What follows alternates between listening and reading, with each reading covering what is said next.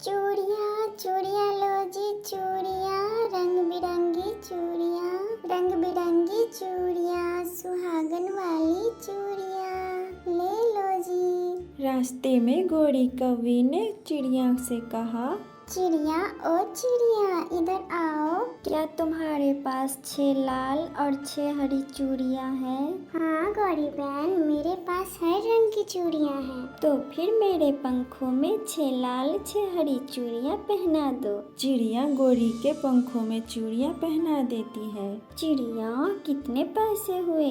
सिर्फ 50 रुपए, ज्यादा नहीं। गोरी चिड़िया को पैसे देकर वहाँ से चली जाती है। मेरे पंखों में 9 चूड़ियाँ हैं, जरा समझो बलम मजबूरियाँ हैं। फिर गोरी कौवी ऐसे गाना गाते हुए जा रही थी और सामने से कबूतर उसके तरफ देखते आ रहा था। वो सीधा आकर गोरी कौवी से टकरा जाता है। गोरी कौवी नीचे गिर जाती है और उसकी सारी चूड़ियाँ टूट जाती है। सॉरी सॉरी गौरी कवि, सॉरी, मेरा ध्यान दूसरी तरफ था। अच्छा, सॉरी के बच्चे, मेरी सारी चूड़ियाँ तोड़ दी। इतनी छोटी से सॉरी से क्या तुम्हारी जान छूट जाएगी? मैं कुछ नहीं जानती, मुझे नई चूड़ियाँ ला कर दो। इसमें मेरा क्या दोष है गौरी? उड़ते हुए चिड़ियों में तो अक्सर एक्सीडेंट हो जाते हैं। मैं भी कालू को बुला कर लाती हूँ, तुम ऐसे नहीं समझोगे। बात बढ़ जाने से कबूतर भी डरता था, इसलिए वो गोरी से कहता है, रुको रुको, मैं अभी घर से पैसे लेकर आता हूँ, फिर मैं तुम्हें नई चूड़ियाँ लाकर दे ही देता हूँ। मैं इंतजार कर रही हूँ, जल्दी आना, वरना जानते हो ना मेरे पति काले कौवे को। फिर कबूतर अपने घर जाता है। ओ जी, मैनू 50 रुपए दो, मैनू गौरी कौवी जी को नई चूड़ियाँ लाकर देनी है। क्यों पति जी? कबूतर अपनी पत्नी को सारी बातें बताता है। वो बात बढ़ा देंगे, इसलिए मैं 50-100 रुपयों के लिए लड़ाई बढ़ाना नहीं चाहता। फिर कबूतर अपने घर से 50 रुपये लेकर गोरी के पास जाता है। चलो चलो गौरी, जल्दी चलो। कहाँ है चिड़िया? चिड़िया अपने घर के पास ही बैठी हुई है। फिर कबूतर और गोरी चिड़िया के पास जाते हैं। चिड़िया, इस गंदे आंखों वाले ने मुझसे एक्सीडेंट करके मेरी सारी चूड़ियाँ तोड़ दी हैं। मुझे नई चूड़ियाँ पहना दो। अरे अरे, मगर पैसे कौन देगा? जिसने तोड़ी है वही देगा, और कौन देगा? हाँ हाँ चिड़िया, आपने इसे जितनी चूड़ियाँ पहले पहनाई थी उतनी ही फिर से पहना दो। चिड़िया गोरी कौवी को फिर से चूड़ियाँ पहना देती है। अब चिड़िया को दे देना पैसे।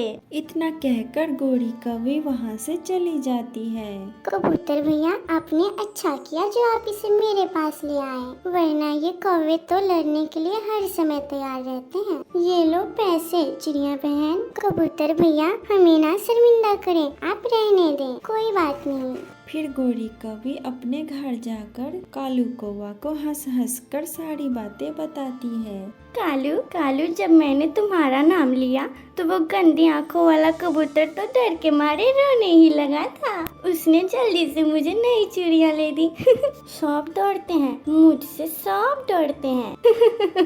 दूसरी दिन गोरी कौवी भोजन के खोज में उड़ती फिर रही थी, क्योंकि वो थक गई थी। आराम करने के लिए वो खाली घोंसले में थोड़ी देर के लिए लेट जाती है। उसे नींद आ जाती है। वो घोंसला एक चील का था। थोड़ी देर बाद चील भी वहाँ आ जाती है।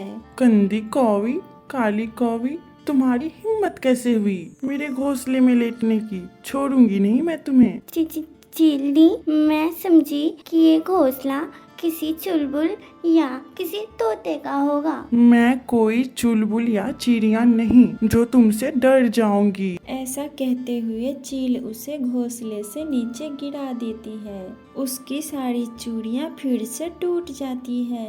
मगर इस बार गोरी का सामना एक खुद से ताकतवर चिड़िया से था। इस बार उसे जरा भी गुस्सा नहीं आ रहा था, बल्कि वो चील से कहती है, चील दी, मुझे माफ कर दो, मुझे माफ कर दो ना। देखे, मेरी सारी चूड़ियाँ भी टूट गई हैं। अभी तो तुम्हारी चूड़ियाँ ही टूटी हैं, अगर फिर कभी आई तो तुम्हारी गर्दनें भी तोड़ दूंगी। गौरी धूम दबाकर वहाँ से भाग जाती है। जंगल में तो ऐसे ही होता है और हमारे समाज में भी ऐसा ही होता है। जब किसी कमजोर से गलती हो जाए तो हमें बहुत गुस्सा आता है। जब सामने वाला खुद से ताकतवर हो तब गुस्से का एहसास ही नहीं होता। ये एक हकीकत है। प्यारे दोस्तों, इस वीडियो को लाइक करना ना भूलना और चैनल को सब्सक्राइब जरूर करना।